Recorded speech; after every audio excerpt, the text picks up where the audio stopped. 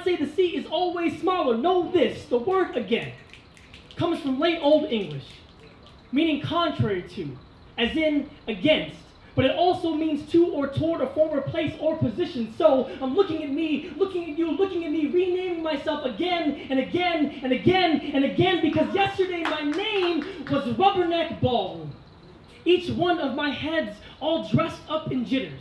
A traffic jam party waltzing past this pileup with hungry eyes for victims, but I call me construction. Excuse me, I'm just sorting through all my selves, like all the shirts I never wear, like all the sports I never watch, but I know how to play. I know the swim move is from football. But all you need to know is how force times grace is a dangerous elegance. How all of my voices are on the same team. How I sting like a legend and float because I'm me. How I never stop moving even in my own jam. How I remix my jam until the beat sounds like victory. So God smiles like a DJ because this track ain't for waltzing. How I crash and crash and crash into myself until all of this construction starts looking like a skyscraper. Until all of my heads bend their necks up to our heaven. I'm saying, if you do not subscribe to an existing religion, invent the version of yourself you have always wanted to pray to. Everything in my bones is a system of beliefs, a set of moral teachings. When I did not feel like moving, my blood set the example. And when I did not feel anything, I begged for mercy from myself. A form of forgiveness that always comes in muscle memory. And if religion is a practice, and practice is repetition, then glory be the Lord of worshiping my breath. Thanks be to my heart, this involuntary God. My left foot and my right, again and again, is amen to the grateful repetition of myself. Houston, how are we doing?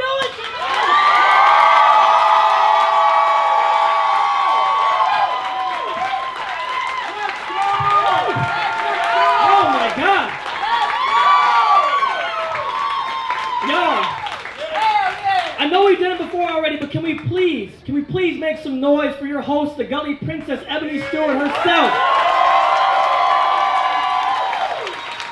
I love you so much, Ebony. You are one of the best friends, mentors, coaches I could have ever asked for. Thank you so much for hosting. Thank you for that beautiful introduction. Thank all of you for being here, all the poets who are making me fucking cry in the corner. Fuck you. I love you so much. Oh my God, all of you. Jeremy, I got something for you. Just wait. So yes, I am moving to Seattle. I'm leaving the great state of Texas. I am sad about that, but I will be back. And I want to honor, just real quick, I got some poems for y'all tonight, but I want to honor what right about now means to me by just giving you just a quick history of how I got here, right? 3.5 years ago, I was leaving the Air Force, and my significant other and I, Emily, were deciding on where to locate, right? We thought about moving overseas, the Pacific Northwest, right? We wanted to go anywhere. We love Texas, but we grew up there, anywhere but Texas. I was talking to Amir Safi at the same time, which if you've ever met Safi, you know one of his talents is being persuasive as hell, right? So, fast forward, 3 years later, 3 WAN teams later, right about now has been a home beyond my wildest dreams. So thank you all for being here tonight. I appreciate y'all so much. You are a part of that community. Yes, clap for yourselves. Please clap for yourselves.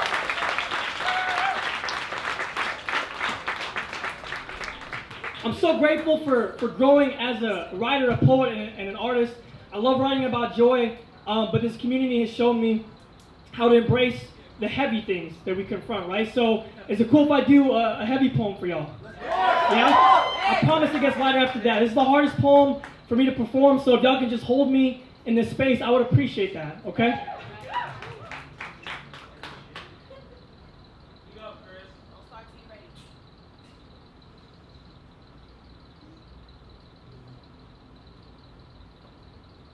There is a 1 in 1,000 chance that the next egg you eat will contain 2 yolks.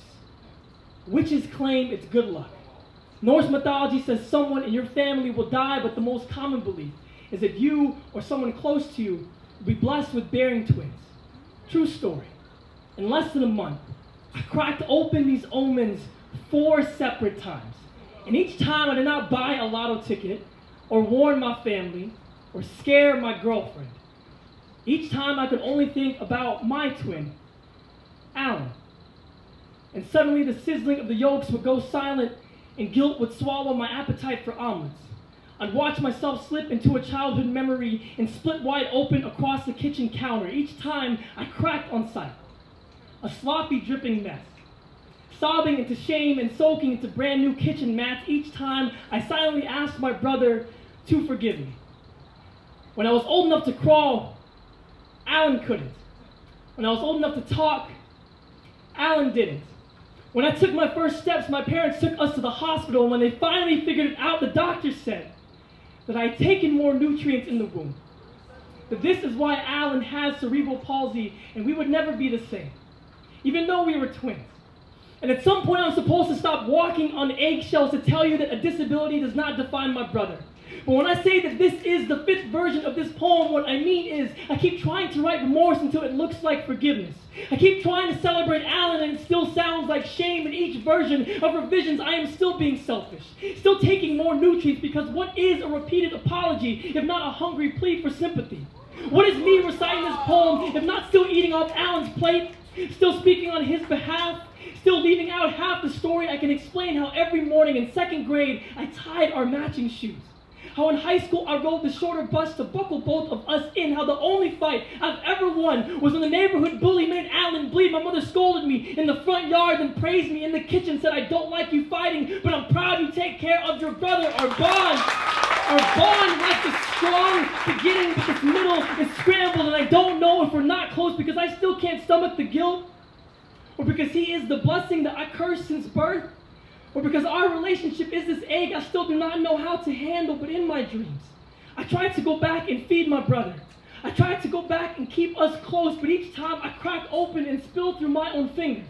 Each time I don't know how to hold us both together.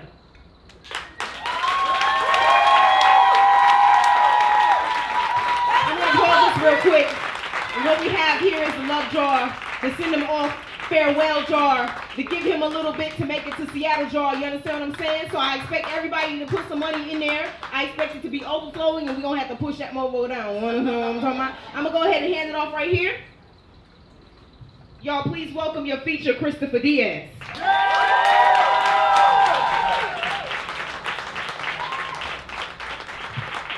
Y'all still with me? Y'all good? Y'all good? Can we take a deep breath on 3? 1, 2, 3.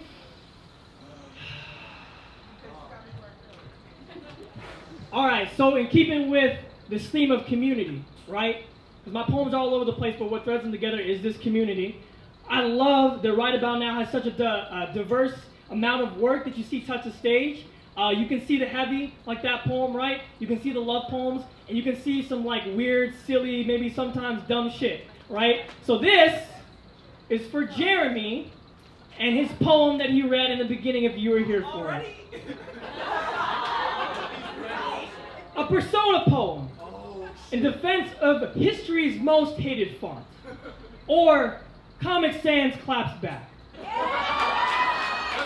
First of all, Jeremy, say my name and everybody knows who the fuck you're talking about. Secondly, how could they not? How could they not recognize the most decorated army in the war on fonts, the alphabet of alphas, here to the omega, or you know, forever, the typeface you type in when you want to make a mockery, a shitty sign, a joke, but look, ain't shit funny here, but the insecurities you continue to project. And glory be, as if it wasn't in my goddamn name, you know comic, as in funny, Sans, as in not. You know what's funny? You know what's funny? How Comic Sans has to talk about Comic Sans in the third person, because if Comic Sans gets too close to Comic Sans, it might just blow up. It might just burn down your whole Times New Roman Empire. It might just make the headlines, the evening news, the World Wide Web might just make your lover jealous, talking to you like, damn, Ariel.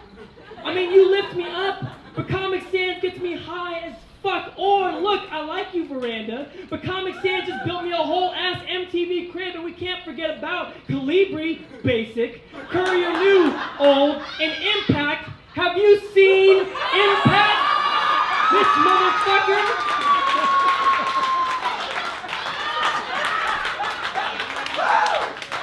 Just because you're bold by default doesn't make you stand out. It just looks like you're trying too hard and yelling all the time. Might as well be a poet. I mean, Wingdings tries to communicate through a bunch of symbols that no one understands might as well be a fucking poet. And me, what does Comic Sans think about Comic Sans?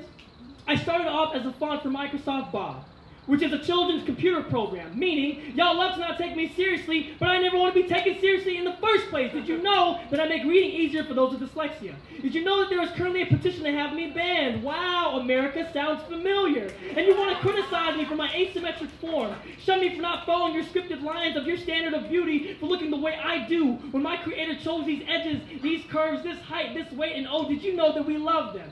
And we can't remember when the fuck anyone ever asked for your opinion. So, fuck you, Garamond. You sound like a French butler always trying to steal shit. Fuck you, Cambria. You sound like an emo garage band that never made it outside of the cul-de-sac. And fuck you, if you ever told someone they couldn't design their own font, or embolden their fear of failure, or put them down for the way they look. And look, I know that Comic Sans, from like a graphic design standpoint, is kind of shitty. But if you've done these things, then you are a shitty person. And Comic Sans says Comic Sans ain't changing for nobody.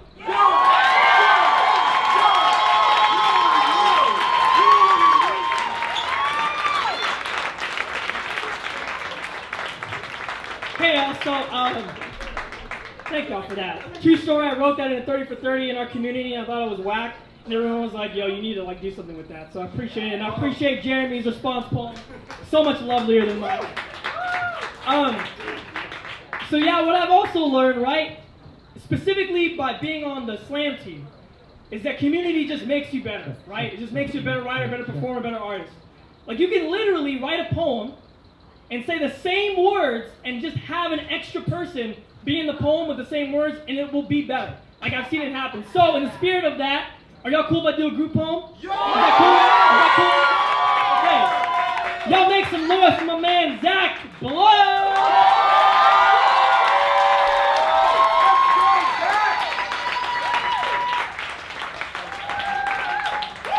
Like I know it's my feature, but that means I can do what I want to do. So. Check one, check two. Check. Check. Are those relatively? Yep. Check. Yeah. Y'all give it up for Chris one more time. Check. Y'all hear me good? Check.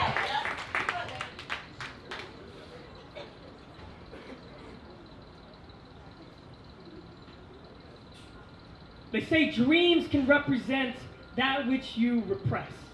I keep having this reoccurring dream where cars can talk. And the car I was with in college says to me, I'm so proud of how you've matured, how you value your new car, and respect your new car, and never leave the worst parts of your day in your new car. Must be nice to be your new car. And it sounded like the first woman I loved to treat like a thing.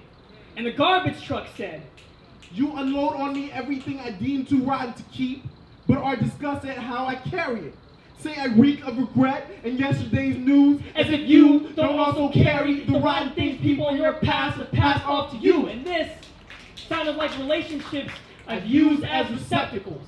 And the semi-truck said, you unload on me everything I deem too rotten to keep, but are disgusted at how I carry it. You say I take up too much space, and I stay in my lane. Too close only made you avoid me. Because even though I am just an object in your rear view, I am still closer than I appear. Because my love only looks big to those who love too little. To those who think love is a package to be expected instead of the work it takes to deliver. And you say I move too slowly. I say everything in me must be handled with care. If you can't stand the potholes that come with commitment, then switch lanes already. Or maybe it was a tow truck. Because it said, you call me a villain until you need a hero, until you feel stuck or lost or mangled in another self-fulfilling collision, never there when I break down, and only call me to pick you up. The bulldozer chimes in. Building a better path is only inconvenient to those without patience. Sometimes construction requires the breakup of a foundation you once thought solid. But if you don't want to get hurt, then don't follow those who carry heavy things. And all these things I have been carrying. Stop talking.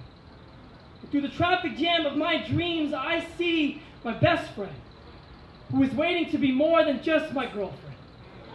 She says, If you must speak in metaphors, fucking poets, why do you pretend like these heavy things don't haunt you? Did you only love me because I was new? Because I wasn't your first crash, even though it was you who drove it into the ground? Because you keep us clean by never letting me see these rotten things you've been holding on to. I hold on to hope that you will realize that which weighs you down affects your fuel efficiency. And though I only have so much fuel left in me, it is and always has been for the both of us.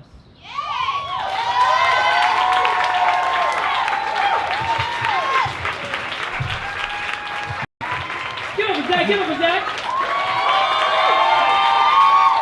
Give it up for Chris Diaz one more time. Christopher, do you have any merch for sale? I do have merch for sale.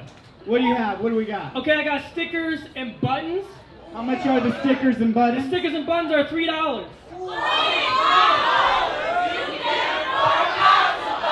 But wait, there's more. I got postcards, and the postcards are with poem quotes and the full poem on the back, and those are $5.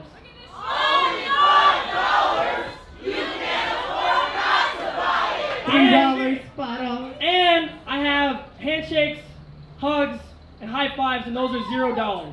$20. $20. Or $20, I guess. Give that to Amir. Give that to Amir. Okay, cool. So, I know this is my feature, but that means I can do what I want. Can I do one more group poem? Is that cool? Yeah! Now make some noise for Ana Cristina Chapa!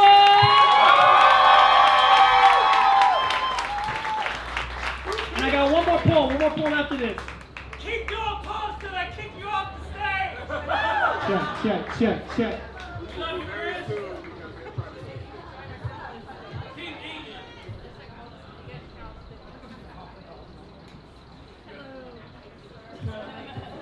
Tiny poet, big heart.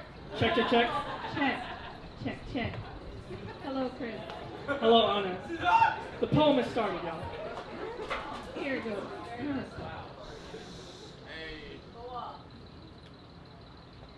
So I get this text message that says, Hey! Just hey! At first, followed by that godforsaken ellipses, taunting me while they're still typing. and I'm thinking of everything that could possibly follow. Hey! You're fired. The house is on fire?